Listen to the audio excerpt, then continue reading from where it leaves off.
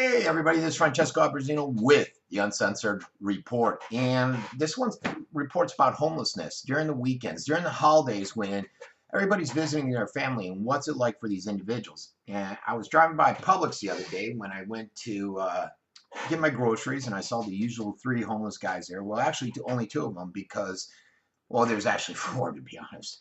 Dennis, he was there. I thought he was moving. He was there with his walker. Ronald was gone. The guy with his dog was there, and I forget the other individual's name. I haven't seen him in a while. But you know, this is during the holiday season, and you think about those people. And can you imagine being them and spend the homeless holidays in a homeless shelter or out in a tent city, or like these guys do? They live actually out in the field.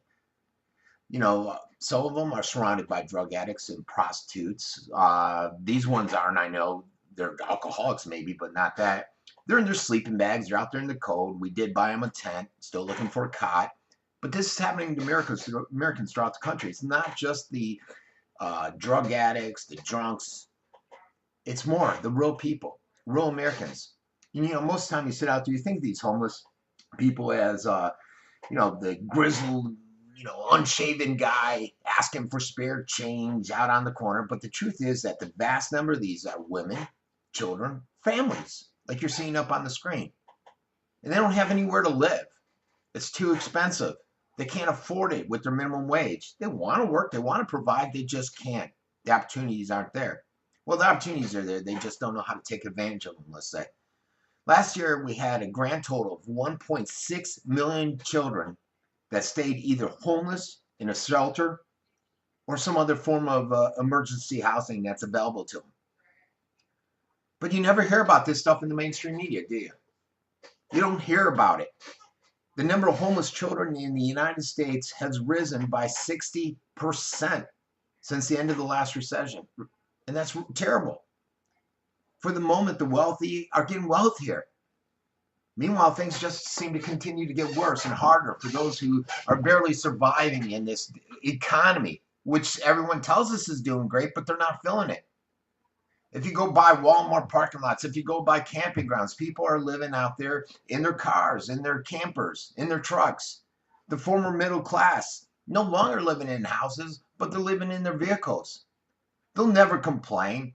They'll try to put a happy face on so that you think everything is good, but inside they worry. They have fear. Where am I going to eat? Where am I going to live? How are my kids going to go to school? Will they be made fun of because they're wearing the same outfit over and over and their shoes have holes in them? These are the things keeping them up at night. What do? There was a story I posted earlier about California being the worst state for the homelessness. There's a guy out there that's homeless in Los Angeles. I was reading this article, which also brought this up in an additional article, how he tries to go out and make the best of circumstances and how he's basically living under a freeway, and he's transformed it into a lovely, livable habitat. Sort of like Ronald out here. I took a video tour out there, did a video interview. Beautiful, beautiful little campsite that he has. He's proud of it. He takes excellent care of it. You know, they may be the exception, they may not be the exception, but there are different types of homeless people out there. Here on the East Coast, it's getting really bad. And you may find it hard to believe, but the number of homeless people in New York City has never been higher, they say. The Department of Homeland Services there reported that over 60,000, up to 200 in 2 weeks, are homeless. So why is this happening? Why is this happening in our society? Why are we sending so much money over to fight wars versus taking care of these homeless? The stock market's zooming. It's at an all-time high. Mainstream media, the government, they keep telling us things couldn't be better. Yet we continue to see poverty on the rise. And other than the very wealthy people out there, the truth is things are not getting better for the majority of the Americans that are out there. In fact, it's been reported that over half of the New Yorkers are teetering on homelessness. Now, a lot of that has to do with the cost of living. Jesus Christ, the rent alone up there is ridiculous. And the truth is we don't have a lot of resources out there in order to make a difference. In Tennessee, there's a group of elderly women doing a great thing. They're called the bag ladies. And these people are out there turning out old plastic bags into sleeping mats for the homeless.